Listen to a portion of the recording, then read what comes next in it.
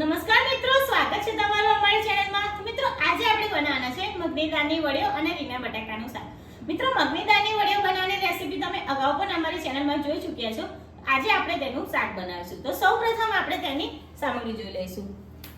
એક નાનું ટામેટું લીધું છે સમારેલું, એક નાનો બાઉલ વડીઓ, 2 નંગ રીંગણા અને 3 નંગ બટાકા સમારેલા.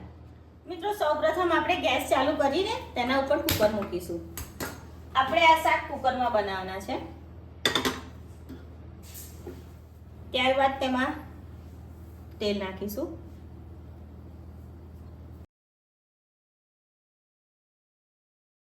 તો હવે આપણે એમાં રાઈ નાખીશું, નાની 1.5 ચમચી જેટલું.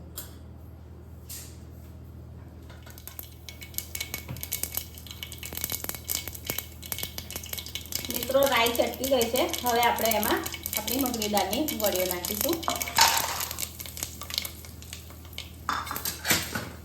મિત્રો મગની દાળની વડીઓને આપણે તેલમાં થોડી વાર શેકાવા દઈશું, જ્યાં સુધી એનો કલર થોડો ચેન્જ ના થઈ જાય.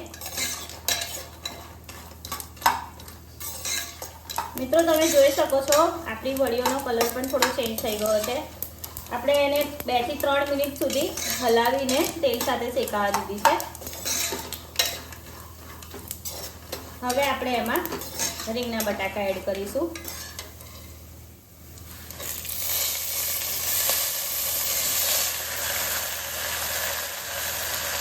ત્યારબાદ એને આપણે મિક્સ કરી લઈશું.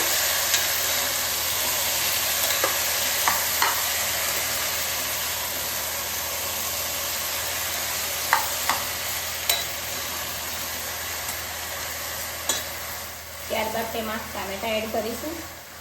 ફરીથી એકવાર આપણે ટામેટાને પણ બધી સામગ્રી જોડે મિક્સ કરી લઈશું.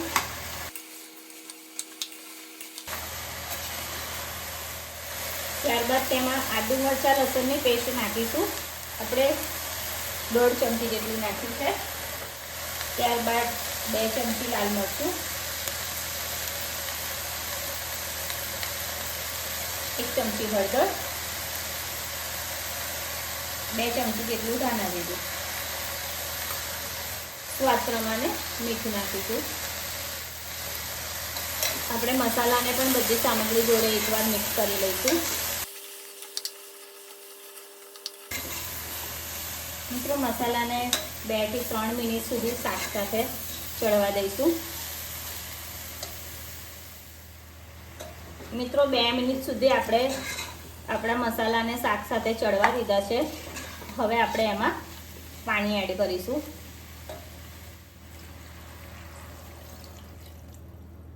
મિત્રો આપણે 1.5 ગ્લાસ જેટલું પાણી નાખ્યું છે.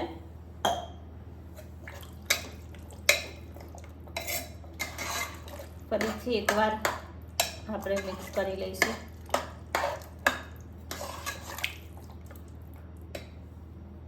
હવે આપણે કુકરનું ઢક્કન બંધ કરી લઈશું. મિત્રો આપણે કુકરની 3 થી 4 સીટી બોલાવા દઈશું.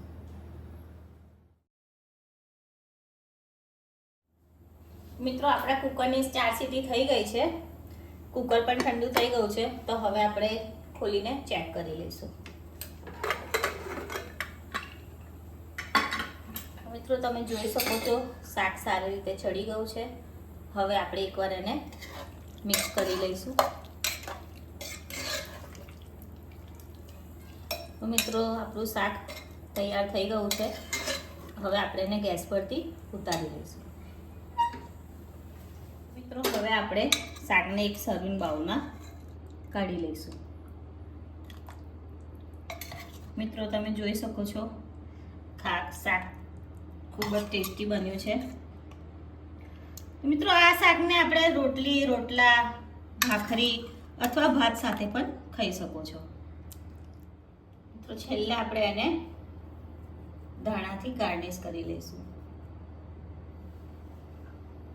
મિત્રો પ્રોટીનથી ભરપૂર મગની દાળની વડીઓ અને રીંગણા બટાકાનું શાકનો આ વિડીયો તમને કેવો લાગ્યો તે અમને કોમેન્ટ કરીને જરૂરથી જણાવો. જો વિડીયો સારો લાગ્યો હોય તો તેને લાઈક કરજો અને અમારી ચેનલને સબસ્ક્રાઈબ કરજો.